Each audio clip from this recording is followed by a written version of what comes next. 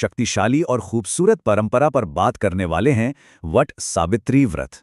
ये कोई मामूली अनुष्ठान नहीं है, बल्कि अटूट भक्ति और असीम प्रेम का एक जीता जागता प्रतीक है को भी मात दे सकता है।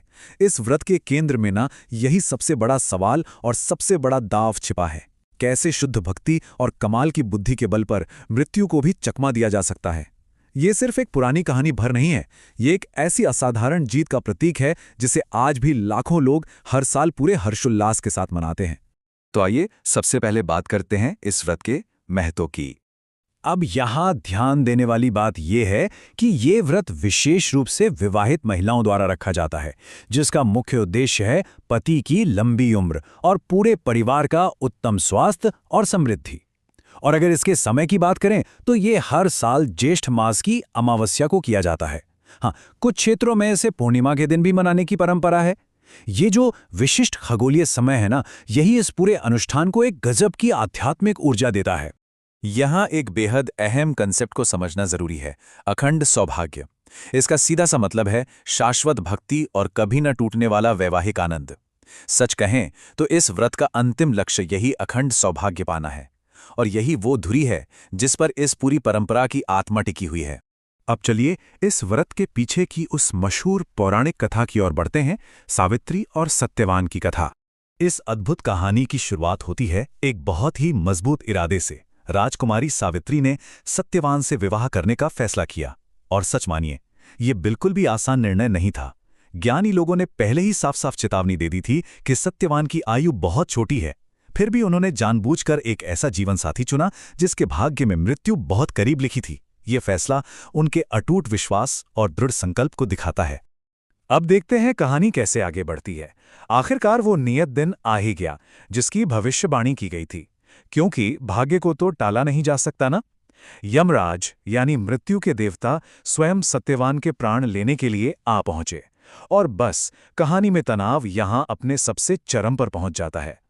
लेकिन सावित्री ने हार नहीं मानी। पीछे हटने के बजाय उन्होंने यमराज का ही पीछा करना शुरू कर दिया। उन्होंने साफ इनकार कर दिया कि उनके पति की आत्मा ऐसे अकेले प्रस्थान करे। जरा सोचिए, मृत्यु के देवता के पीछे पीछे बिना डरे चलना, ये उनकी उस साहसी भावना को दर्शाता है जो किसी भी बाधा के सामने झुकने को तैयार ही नहीं थी। और फिर जो हुआ वो ये शानदार जीत दर्शाता है। सबसे खास बात यह है कि सफलता सिर्फ जिद से नहीं मिली। यमराज केवल सावित्री की भक्ति या तपस्या से नहीं, बल्कि उनकी बुद्धिमत्ता से भी प्रसन्न हुए थे। जी हाँ, इसी कुशाग्र बुद्धि ने अंततः यमराज को सत्यवान को पुनः जीवन दान देने पर विवश कर दिया। मतलब बुद्धि और भक्ति का ये जो बेजोड़ संगम है ना, यही इस पूरी कथा का असली सार है। कथा के बाद अब सीधे आते हैं इस अनुष्ठान के व्यावहारिक पहलू पर कि पूजा के लिए आवश्यक सामग्री क्या है। जो भी इस व्रत को करना चाहता है उसके लिए कुछ चीजों की नितांत आवश्यकता होती है। ये एक तरह की चेकलिस्ट है। इसमें रोली, हल्दी और अक्षत यानी चावल शामिल हैं। इसके साथ ही ताजे फूल और फल, एक कच्चा सूत, दीपक, धूप, भीगे हुए चने, थोड़ी मिठाई और पानी से भरा एक कलश चाहिए होता है। इस पवित्र अनुष्ठान को पूरे विधि विधान से करने के लिए ये सभी भौतिक सामग्रियां एकदम जरूरी हैं। सामग्री तो हो गई, अब बात करते हैं पूजा की सही विधि की।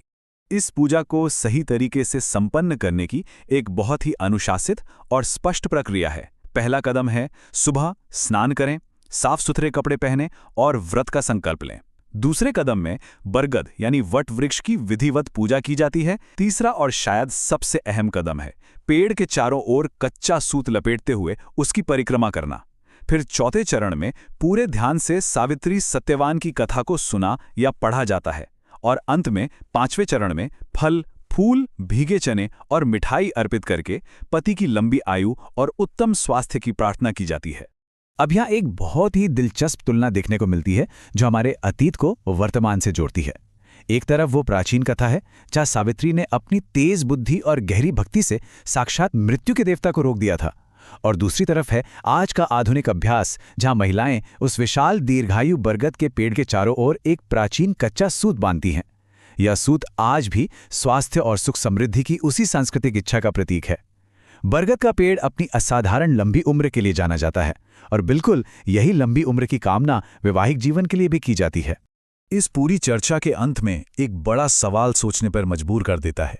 जरा सोचिए, कैसे बुद्धि और भक्ति का सिर्फ एक प्राचीन कार्य आज भी लाखों लोगों को अपने परिवार के लिए प्रार्थना करने के लिए प्रेरित करता है। ये वाकई अद्भुत है कि ये प्राचीन प्रतीक आज भी हमारे बीच इतने जीवंत हैं और हमारी परंपराओं को लगातार आकार दे रहे हैं।